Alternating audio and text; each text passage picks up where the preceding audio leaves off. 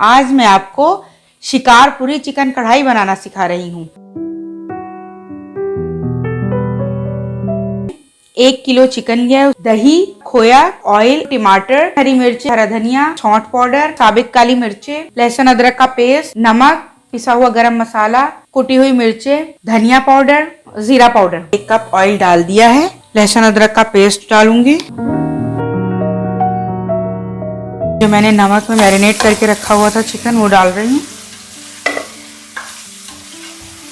अब मैं इसमें टमाटर डालूंगी। बाकी मसाले डालती हूँ, कुटी हुई मिर्चें, गरम मसाला, धनिया पाउडर, जीरा पाउडर, सौंठ, काली मिर्चें। दही और खोया जो मैंने ब्लेंड किया था वो सारा मैं इसमें डाल दूंगी।